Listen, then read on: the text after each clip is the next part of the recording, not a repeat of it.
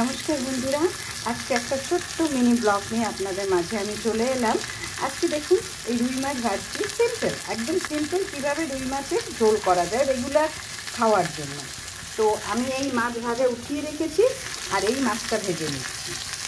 তো আমার মাছটা ভাজা হয়ে গেছে, দেখুন আমার মাছটা ভাজা হয়ে গেছে। এবার আমি মশলার জন্য কি আমি ইউজ করব, কি ব্যবহার করব, একদম কম মশলা দিয়ে আমি আমার এই হলো মশলা।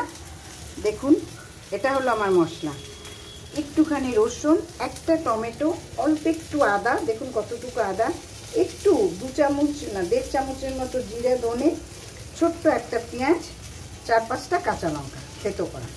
আর আমি দেখুন কত কম তেল দিয়েছি। এর মধ্যে একটু আমি কালো জিরা দিয়ে দেবো,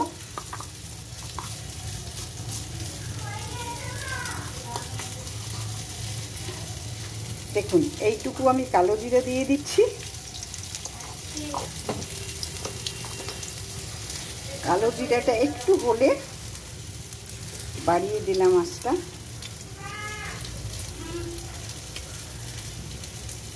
হলে আমি রসুনটা দিয়ে দেব। রসুনটা দিয়ে দিলাম। দেখুন অনেকে রসুনটা ভেজে ভেজে দেয়, আমি একসঙ্গেই মোটামুটি দিই।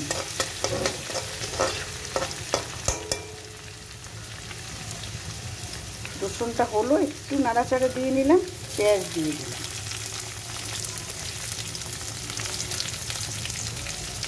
পেঁয়াজ দিয়ে দিলাম। পেঁয়াজটা নরম করার জন্য আমি একটু লবণ দিয়ে দিলাম, এতে কিন্তু পেঁয়াজটা নরম হবে। আর আমার বাড়িতে সবসময় এরকম হালকা ঝোল হয়, যাতে শরীর ভালো থাকে। চেষ্টা করি, মানে কারোর আমার বাড়িতে ভগবানের ইচ্ছায় কোনো পেট খারাপ বলুন, ফুড পয়জন বলুন, এগুলো হয় না, কারণ মশলা সবসময় কম দেওয়া হয়। আর সিম্পল, আপনি এগুলো কিছু না দিয়েও পারেন, কিন্তু পেঁয়াজ রসুনটা না দিয়েও টমেটো আর একটু জিরে বাটা দেবেন, তাতে হালকা পেট ঠান্ডা হয়। এটা করে নিলাম। এখন একটু একটু হতে দিন, মানে এই পেঁয়াজটা একটু হোক। এই সময়টার মধ্যে আমি মাছগুলো উল্টে পাল্টে নিচ্ছি। হয়ে গেছে মাছ আমার, মাছ হয়ে গেছে।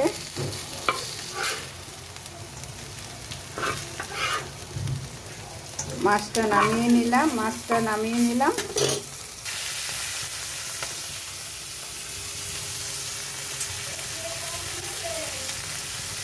পুরোপুরি মশলাটা দিয়ে আমি ভেজে নিচ্ছি।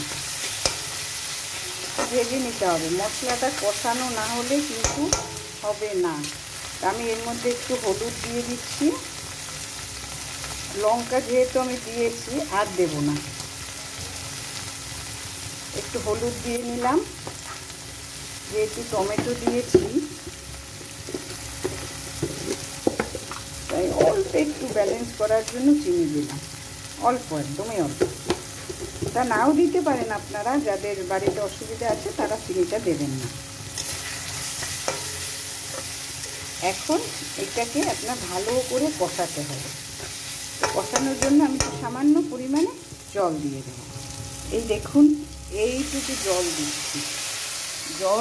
এইটুকু জল দিলে দেখুন আমার কিন্তু মশলাটা হয়ে গেছে, একদম তেল বেরিয়ে গেছে, সেই জলটাও টেনে গেছে এবং মশলাটাও হয়ে গেছে। এবার আমি এটার মধ্যে জল দিয়ে দেব। এই জলটা দিয়ে দিলাম। দেখুন কি পাতলা হয়েছে, কি সুন্দর, একদম দেখুন কি পাতলা হয়েছে, কি সুন্দর। তো এতগুলো মাছ আমি দেব এখানে, সেই জন্য জল আর একটু লাগলেও লাগতে পারে। তো আমি এই পুরো জলটা দিয়ে দিলাম। এই জলটা এখন ফুটবে।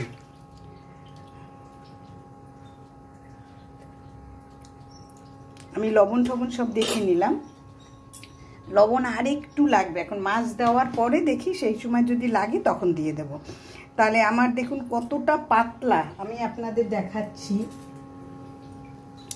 কতটা পাতলা ঝোল। এই দেখুন জলের মতো, আপনারা বলবেন জলের মতো, কিন্তু না, এটার মধ্যে যেটুকু আছে শরীরের কোনো ক্ষতি করবে না, এইটুকু আমি বলতে পারি। তো এর মধ্যে এটা ফুটুক। আমার ঝোলটা কিন্তু একদম ফুটে গেছে, দেখেন টকবক করে ফুটছে। এবার আমি মাছটা দিয়ে দেব, একটা করে মাছটা দিয়ে দেব। দিয়ে দিচ্ছি একটা একটা করে মাছ।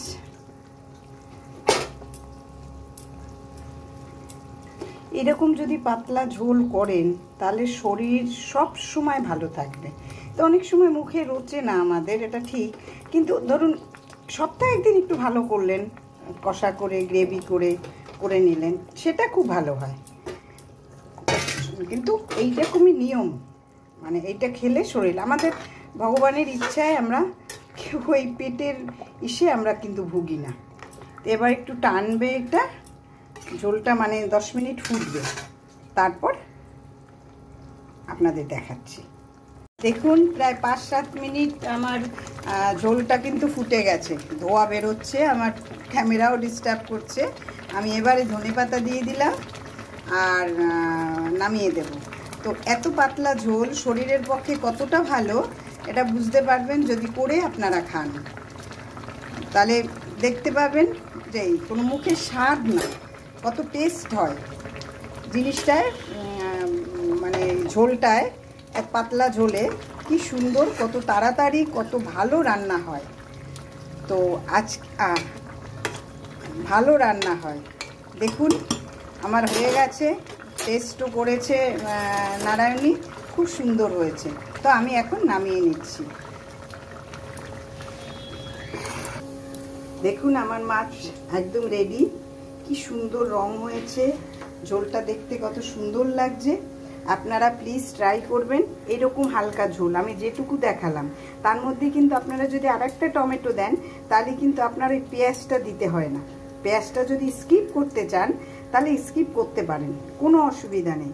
শুধু ধনে জিরা আদা টমেটো এটা দিয়ে একটু কালো জিরা ফোড়ন ধনেপাতা কাঁচা লঙ্কা এ দিয়ে অনায়াসে ঝোল রান্না করা যায়, সেটাও আপনাদের আমি একদিন দেখাবো।